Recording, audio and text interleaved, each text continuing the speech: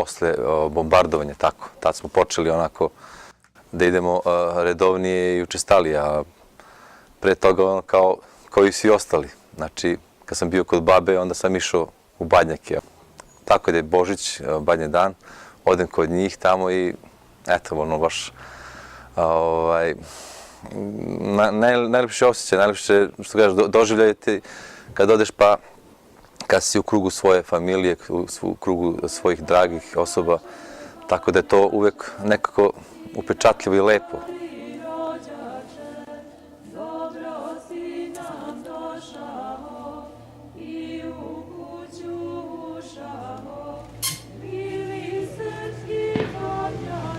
Svi Srbi idu i onda se usput i pozdravljamo onim sretno Badnje jutro, sretno ili zadnji Badnji dan, zavisi kad čovjek ode tamo u šumu. Mislim da mnogo je lepo taj osjećaj, znači da otići tamo i seći Badnjak i jednostavno to je ta tradicija koja je očuvala srpski narod. Znači, Srbi su, mnogo su sačuvali time što su tim odlaskom za Badnjak, mnogo su sačuvali svoju tradiciju i svoju veru. Znači, sjećanje Badnjaka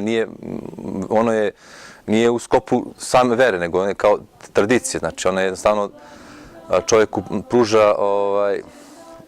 pruža mogućnost izražavanja, znači, prepoznanje sebe u nečemu. Znači, da je to identitet samog sebe, znači da znamo da smo Srbi.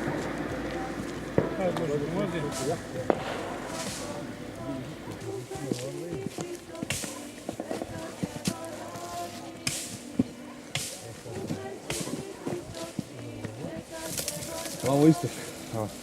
Znači, Badnjak se teče s ove strane i on mora da padne na zemlju.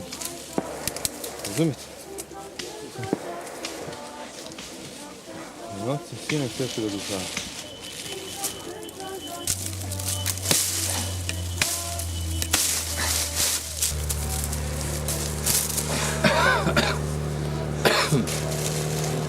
Ajde, presečite ovo. Lomite svako pomalo. Lomite. Ajde. Ajde. Sekiru. Evo ga. Dobro. Stavit ćemo ovdje malo na Badnjak. Svako dobro. Uzeti svoje. Drži nositi. Ajde te da Bog svako dobro.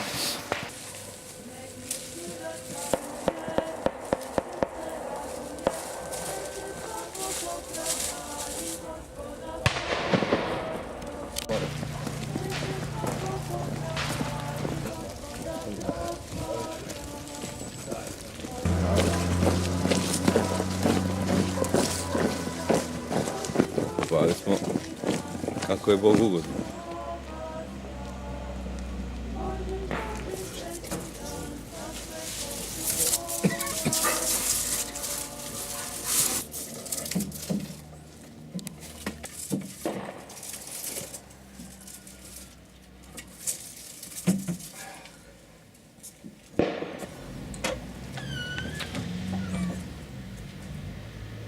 Šta je Srbe u istoriji vezivalo?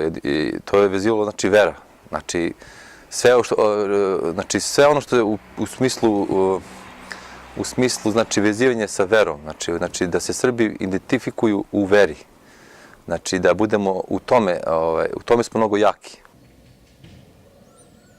Čitava istorija srpska. Jedino što nas je održala je vera. Znači, istinita vera, prava vera. To je ono što nas je očuvalo svih ovih godina. I da nije vere prave, ne bi Srbin ni opstao. Nogi železnija i skudernija i istina je do konca. Gospodi pomiluj.